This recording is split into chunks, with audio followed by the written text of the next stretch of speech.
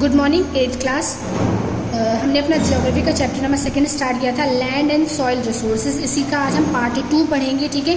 Land use. Primitive people who depend on food gathering and hunting prefer to live in the forest. They do not normally clear the forest except in small patches. जो पहले के जो लोग थे वो क्या करते थे, जो अपने फूड के लिए वो किस पे डिपेंड करते थे, फूड गैदरिंग पे। वो फूड इकट्ठा करते थे, जो फल वगैरह उन्हें मिलते थे, हंटिंग करते थे और जंगलों में रहते थे। They do not normally clear the forest. वो पेड़ों को काटते नहीं थे। Today we know the forest are the lungs of cities but still we cut them for our use. और आज हमें पता है कि फॉरेस्ट हमारे लिए कितना ज़रूरी है, क्योंकि वो जो है एनवायरनमेंट में जो है ऑक्सीजन रिलीज़ करते हैं, तो इसीलिए वो हमारे लिए बहुत ज़्यादा इंपॉर्टेंट है। और ये पता होने के बावजूद भी हम क्या करते हैं, पेड़ों को काटते हैं अपने यूज़ के लिए। Economic factors are very significant in deciding the pattern of land use in an area. वहाँ का इकोनॉमिक फैक्टर भी बहुत डिपेंड करता है कि जो है हम उस एरिया को कैसे यूज़ करेंगे। You can identify the place those are thinly population from the land use a map of the world. ठीक है, यहाँ पे बोला हुआ है कि आप ऐसे एरिया साइन करिए जहाँ पे जो है बहुत कम पॉपुलेशन रहती है। ये मैप भी दिया हुआ है, आप इस मैप के जरिए देख सकते हैं, पता कर सकते हैं। While it may be possible to cultivate hill slopes by constructing terraces and providing drainage, the cost factor comes in the way, except in areas not having adequate lowlands, and the best example of this is Japan. ठीक है, वो ऐसे areas जहाँ पे जो है बहुत ज़्यादा स्लोप या ढलान होती है, वहाँ पे हमने पढ़ा था ना कि क्रॉप्स या फसल जो है उगाना इतना ज़्यादा ईजी नहीं होता, लेकिन वहाँ पर भी जो है टेरेसेस बनाकर जो है उसका यूज़ किया जा सकता है। वहाँ पर भी जो है ड्रेनेज सिस्टम अच्छा करके, ताकि जो है फसलों को पानी मिल सके, जो है वहाँ पर भी फार्मिंग की जा सकती है। इसका एग्जांपल है जापान, जहाँ पे ऐसी जो है फार्मिंग होती है। Land use in area, an area also depends on the mode of life of the people living in the. तो किसी भी लैंड का कहाँ थे हम, people living in the area, तो किसी भी लैंड का यूज़ जो है किस प्रकार किया जाएगा, वो उस लैंड की कैपेसिटी पे डिपेंड करता है। Primitive people lived in forest and fulfilled their needs from there alone. जो पहले के लोग थे वो क्या करते थे, जंगलों में रहते थे और अपनी जो ज़रूरतें होती थी वो खुद जो है फुलफिल कर लेते थे, पूरी कर लेते थे। Accessibility is another important factor affecting land use. Inaccessible lands are not as well developed as land provided with roads and railways lines. For example, Canadian prairies developed only after the construction of road and railways line. तो लोग जो है अब जो है अपनी needs को पूरा करने के लिए जो है इन्वायरमेंट को क्या करते हैं, हार्म करते हैं, नुकसान हो जाते हैं। लोग रोड्स को बिल्ड करने के लिए फॉरेस्ट को और बाकी सारी चीज़ों को जो है क्या करने लगे, साफ़ करने लगे हैं। इसका एग्जाम्पल यहाँ पे दिया हुआ है कैनेडियन प्रेरीज, जहाँ पे जो है विकास ही तब स्टार्ट हुआ जब जो है उन्होंने लैंड को, फॉरेस्ट को काट कर रोड्स बनाना शुरू किया, रेलवे लाइंस बिछानी शुरू की। Lands near the village site और settlements are generally more intensive used than the lands on the margins of this village. Provision of new roads in a region changes the pattern of land use. तो roads बनाना जो है development का sign माना जाता है। इस वजह से जो है विलेजेस से शहरों को जोड़ने के लिए या एक प्लेस से दूसरे प्लेस को जोड़ने के लिए आजकल जो रोड्स है वो बहुत ज़्यादा इंपॉर्टेंट होते जा रहे हैं। Land resources available in area are limited. Land resources जो एरिया है वो बहुत ज़्यादा लिमिटेड है and there is a great demand for land specially in densely populated region. जहाँ पे बहुत ज़्यादा पॉपुलेशन है वहाँ पे जो है लैंड के लिए डिमांड की जा रही है। लैंड जो रिसोर्सेज है वो धीरे धीरे लिमिटेड है, तो जो है कम होता जा रहा है। In a given region different types of land use compete with one another. The same piece of land can be used for cultivation or for the construction of a building or for setting up a factory or for airport or for mining or for providing recreation. अब वही ज़मीन जो पहले के लोग जो है सिर्फ अपनी ज़रूरतों को पूरा करने के लिए यूज़ करते थे, उनकी ज़रूरतें पूरी हो भी जाती थी, लेकिन अब जो है हम वहाँ पर रोड्स बनाने के लिए, खेती करने के लिए, बिल्डिंग्स बनाने के लिए, फैक्ट्रीज़ बनाने के लिए उसका यूज़ करने लगे। There is a need for optimum use of the land in an area so as to get the maximum returns. हमको लैंड का ऐसा यूज़ करना चाहिए ताकि हम उससे जो है दुगना हासिल कर सकें। Improper use of the land leads to erosion, और जो है हम लैंड का क्या यूज़ कर रहे हैं, इम्प्रॉपर तरीके से यूज़ कर रहे हैं, इस वजह से जो है क्या हो रहा है, इरोजन हो रहा है, जिसके बारे में अभी मैंने आपको स्टार्टिंग में बता दिया था, of the land and increasing cost of maintenance, और फिर उसको ठीक करने का जो मेंटेनेंस का कोर्स आता है वो भी कॉस्ट आता है, वो भी क्या आता है, बहुत ज़्यादा। Reclamation of land such as marshes is also necessary, especially if it is easily accessible. A detailed survey of existing land use and planning of future land use will be helpful for proper development and conservation of land resources. और हम जो है अपने benefit के लिए अभी जिस तरीके से लैंड यूज़ कर रहे हैं उसे क्या कर रहे हैं, हम लैंड ख़त्म कर रहे हैं, ठीक है, और आगे जाकर जो है हमें इसके लिए जो है पछताना भी पड़ सकता है, फ्यूचर हमें जो है फ्यूचर को देखते हुए लैंड को यूज़ करना चाहिए properly. So many factors influence the land use pattern of a particular region at a given time. These factors are the following, और बहुत सारे रीज़न हैं जिसकी वजह से जो है लैंड यूज़ जो है इफेक्ट होता है।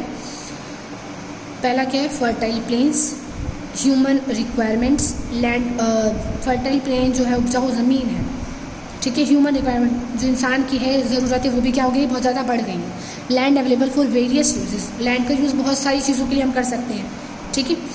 पेस्चर एंड लैंड, ऐसा लैंड जिसमें जो है जानवरों को ग्रेसिंग करने के लिए, चराने के लिए यूज़ किया जाता है। इकोनॉमिक फैक्टर्स, उसके अलावा जो है फैक्ट्रीज लगाने के लिए, उद्योग लगाने के लिए हम जो है लैंड का यूज़ करते हैं। अवेलेबिलिटी ऑफ ह्यूमन रिसोर्सेज जो है जैसे ट्रेन्स, रेलवेज़, और जो ह्यूमन रिसोर्सेज हैं ये भी आजकल बहुत ज़्यादा बढ़ रहे हैं इस वजह से। ऑकरनेस ऑफ मिनरल्स, और जो मिनरल्स हैं निकालने के लिए हम क्या करते हैं, ज़मीनों को खोदते हैं, फिर उसमें से निकालते हैं मिनरल्स, फ्यूल्स, पेट्रोलियम, कोल, ये सब। तो इन सारी रीज़न से जो है आजकल जो है लैंड यूज़ जो है बहुत ज़्यादा इफेक्ट हो रहा है, ठीक है। सॉइल रिसोर्सेज पढ़ेंगे अब हम। Soil is the most important natural resources available to man. Soil जो है बहुत ज़्यादा इंपॉर्टेंट है हमारे लिए। It is a medium in which all plants grow and therefore soil are indispensable for providing food for man and animals.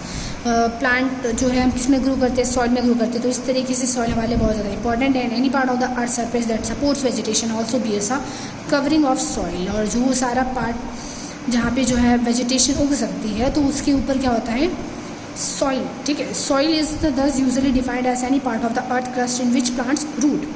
Soil जो है उस पार्ट, सॉइल की डेफिनेशन यहाँ पे दी है, any part of the earth's crust in which plants root. जो अर्थ है, अर्थ के नीचे भी जो है बहुत सारी लेयर्स हैं, ठीक है। तो अर्थ का जो सबसे अपर पार्ट है उसको अर्थ क्रस्ट कहते हैं, ठीक है। तो अर्थ क्रस्ट का जो ऊपर वाला पार्ट है वो सॉइल से कवर है, जिसमें जो है प्लांट्स की रूट यानी जो जड़ें हैं उसको पकड़ के रखती है। The soil is the unconsolidated outer layer of the earth's crust ranging in thickness। जो सॉइल है वो क्या है कि आउटर लेयर है अर्थ क्रस्ट की, ठीक है, और ये इसकी जो लेयर है वो बहुत ज़्यादा थिक है, मोटी है। It is underlaid usually by consolidate parent materials into which the deeper roots of plants extend, और इसी में जो है जो प्लांट्स की जो रूट्स होते हैं उसी को ज़मीन के अंदर पकड़ के रखते हैं, इसी के through. Clearly, all higher plants except parasites and epiphytes are rooted in the soil। जितने भी जो प्लांट्स हैं उन सबकी जो सॉइल है वो किस में होते हैं, ज़मीन सॉइल में जो है रूटेड होते हैं, ठीक है। उसके जो रूट होता है वो सॉइल के अंदर होते हैं। The soil often contains the acts upon a much more extensive portion of the plant body than does the atmosphere. जो प्लांट का बहुत इंपॉर्टेंट पार्ट होता है उसको ग्रो होने के लिए जो है सॉइल की ज़रूरत पड़ती है, ठीक है। तो इस वजह से सॉइल हमारे लिए बहुत इंपॉर्टेंट है। The soil layer consist of a mixture of mineral matter such as sand and clay as well as organic such as decayed leaves, flowers, minute bacteria and earthworm. Soil can also contains varying amount of moisture and air between the solid particles। जो soil है इसके अंदर बहुत, soil जो है सिर्फ plants के लिए, इसके अलावा और भी बहुत सारे छोटे छोटे जो है ऑर्गेनिजम्स होते हैं जिनके लिए जो है सॉइल इंपॉर्टेंट है। बिना सॉइल के वो लीव नहीं कर सकते, जिंदा नहीं रह सकते। Soil formation of is a slow process, और जो सॉइल बनने में भी जो है बहुत, जैसे आपने सुना होगा ना पेट्रोल, कोल, इसको बनने में बहुत साल लगते हैं, ऐसे ही सॉइल को भी जो है बनने में बहुत साल लगते हैं। ये भी एक बहुत लॉन्ग प्रोसेस है। तो तो इसीलिए जो है हमें सॉइल का भी टेक केयर करना चाहिए। And it takes thousands of year to form a few centimetres in thickness suitable for cultivation. कुछ सेंटीमीटर सॉइल को बनने में जो है थाउजेंड्स ऑफ ईयर्स लगते हैं, हज़ारों साल लग जाते हैं। Soil formation of a soil on the surface of the land depends on the number of factors. It comprises of mainly 5 components. अब soil formation जो है वो कैसे होता है, इसके हम factors और components के बारे में पढ़ेंगे। Mineral particles of various size, जो है छोटे छोटे पार्टिकल्स। ऑर्गेनिक मैटर में बेटा वो चीज़ आती है जो प्लांट का जो वेस्ट होता है या एनिमल डेड बॉडीज़ होती हैं वो। Soil solution of inorganic salts, इसके अलावा जो इनऑर्गेनिक चीज़ें होती हैं वो soil atmosphere occupying inter spaces not filled with soil solution, micro organism both plants and animals.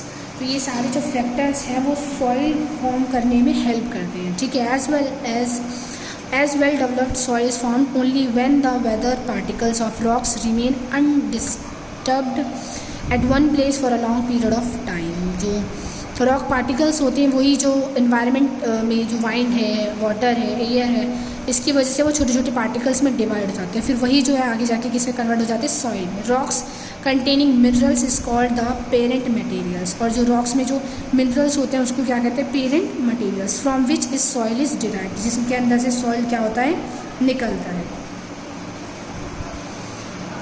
ठीक है। The parent material gets broken into pieces and is slowly decomposed by mechanical, chemical and the biological weathering.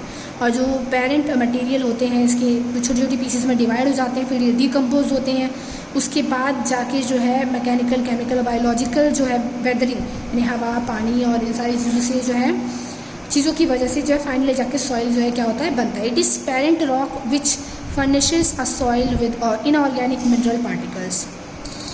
उसके बाद जो है rock particle जो है soil में convert हो जाता है। Rocks disintegrate into smaller fragments by physical forces like wind, water and move to other places where soil is formed।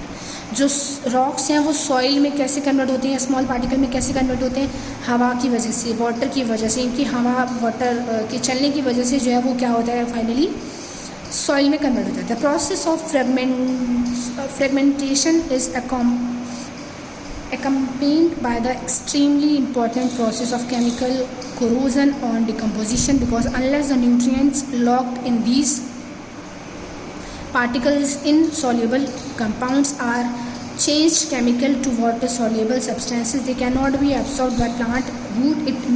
The mineral matter derived from the rock minerals constitute to the matrix of the soil, it is very stable. उसके बाद जो है इसके अंदर और भी जो organic matters होते हैं, जो प्लांट है उसका वेस्ट या फिर जो डेड बॉडीज़ होती हैं एनिमल्स की, वो सब मिलके जो है इसको क्या करते हैं, फर्टाइल करते हैं, उपजाऊ बनाते हैं। Climate is not another important factor for soil formation.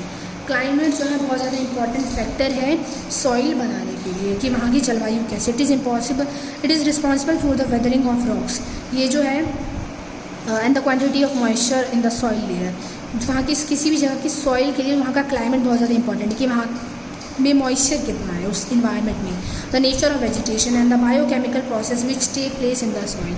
इसके अलावा वेजिटेशन जो वहाँ पे उगती है या बायोकेमिकल प्रोसेस जो वहाँ पर होता है, ये सब जो है वहाँ के इन्वायरमेंट पे, क्लाइमेट पे डिपेंड करता है। The topography of a region is another factor affecting the formation of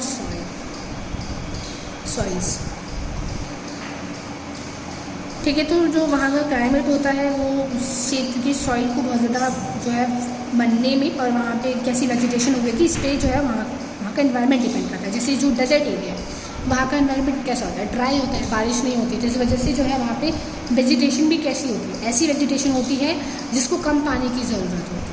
इसी वजह से किसी भी एरिए का इन्वायरमेंट, वहाँ पे मॉइस्चर कितना है, वहाँ पे बारिश कितनी होती है, इस पर डिपेंड करता है सॉइल, और उस सॉइल में जो है कैसी फसल उगेगी, कैसी फार्मिंग होगी, ये उस चीज़ पर डिपेंड करती है।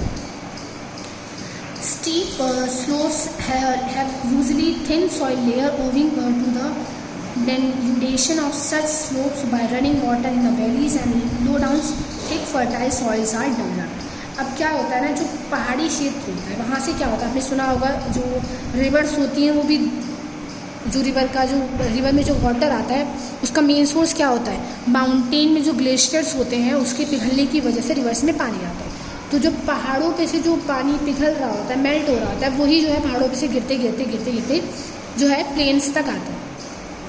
तो जब वो पहाड़ों पे से गिर रहे होते हैं तो इसी वजह से जो स्लोप्स एरिया होते हैं, ढलान वाले जो एरियाज़ होते हैं, वहाँ पे से पानी गिर रहा होता है। इसी वजह से वो अपने पानी जब गिरता है तो अपने साथ जो है वो सॉइल को भी बहा ले जाता है। सॉइल का जो आउटर कवर की जो फर्टिलिटी होती है वो अपने साथ बहा कर लेकर जाती है। और जहाँ पर जब वो रुकती है तो वहाँ पे जो है वो जो भी वो सिल्ट या जो भी जो फर्टिलिटी वो अपने साथ बहा कर लेकर आई है पहाड़ों पे से, उसको जो है वहाँ पर वो छोड़ देती है। इस वजह से प्लेन्स का जो एरिया होता है वो ज़्यादा फर्टाइल होता है, क्योंकि वो जो पहाड़ों की जो सॉइल है वहाँ की फर्टिलिटी भी अपने साथ लेकर आ जाता है, ठीक है।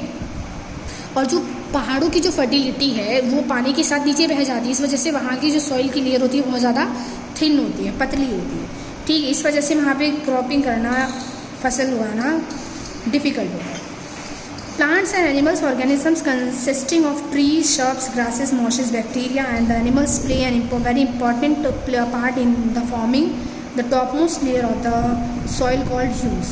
जो प्लांट्स और एनिमल्स जो ऑर्गेनिजम्स होते हैं ये बहुत ज़्यादा इंपॉर्टेंट पार्ट प्ले करते हैं सॉइल को जो है फर्टाइल बनाने में, क्योंकि यही जो है इनका जो डेड बॉडी होती है वो ऊपर वाले पार्ट में जो है दब जाती है और उसी में जो है सलने करने के बाद जो है वो उसमें खाद का काम करती है और उसके बाद सॉइल जो है वो क्या हो जाती है, फर्टाइल हो जाती है। तो इसीलिए जो टॉप मोस्ट लेयर होती है सॉइल की उसको ह्यूम्स बोलते हैं, ठीक है। Time provides Hume's which is consumed by other forms of life, Hume's which is the soil thickness and weathering of minerals in the process of soil formation. और ये जो ह्यूम्स होते हैं ये भी जो है ह्यूमस जो होता है ये भी ह्यूमस भी जो है सॉइल को फर्टाइल बनाने में जो है सॉइल मेकिंग में हेल्पफुल होता है। Indirectly, man is also influencing and formation of soil by way of its retention. Increasing urbanization by him activates the large and small earth flow down and moderately steep slopes because of massive constructions. पता है जो human beings होते हैं, अब आपने देखा कि किस तरीके से एनिमल सॉइल बनाने में हेल्पफुल होते हैं, क्लाइमेट कैसे सॉइल मेकिंग में हेल्पफुल, फॉर्मेशन में हेल्पफुल होता है, ठीक है। एनिमल, प्लांट और क्लाइमेट कैसे हेल्पफुल होता है ये तो देखा हमने सॉइल मेकिंग में। लेकिन जो ह्यूमन बींग्स होते हैं इनकी भी कुछ एक्टिविटीज़ सॉइल मेकिंग में हेल्पफुल होती है। हम लोग जो पहाड़ों पर कंस्ट्रक्शन करते हैं इसकी वजह से क्या होता है कि जो स्टॉक्स होते हैं पत्थर होते हैं टूट के गिरते हैं, तो ये भी जो है सॉइल फॉर्मेट करता है, ठीक है। Each type of soil has well developed vertical cross selection called the soil profile. जो हर टाइप की जो सॉइल होती है उसको सॉइल प्रोफाइल कहते हैं। 4 layers or sections may be distinguished between the soil profile. The top layer consists of fine particles, organic matter and the decayed remains of plants and other organisms. जो soil है उसको भी अलग अलग types में layers में divide किया जाता है। जो अपर पार्ट होता है उसमें प्लांट्स के रिमेन्स होते हैं, जो पेड़ पौधों के अवशेष होते हैं, ऑर्गेनिजम्स होते हैं। Below this layer is the subsoil. इसके नीचे का जो लेयर होता है वो सबसॉइल होता है which contains materials remove from the top layer of the seepage of the water from the surface. इसके अलावा जो उसके नीचे वाली जो सबसॉइल होती है इसके अंदर जो है टॉप लेयर की जो चीज़ें होती हैं, वाटर वगैरह ये सब होता है। Below the subsoil is the zone of partly weathered rock. इसके नीचे वेदर्ड रॉक होते हैं। And the 4th layer is the distribute from the other by its colour and the size of the particle. उसके बाद जो उसके नीचे वाला होता है वो 4th लेयर होता है और जो उसके साइज और कलर के अकॉर्डिंग डिवाइड किया जाता है, ठीक है। सॉइल क्लासिफिकेशन के बारे में हम नेक्स्ट वीडियो में और ज़्यादा पढ़ेंगे।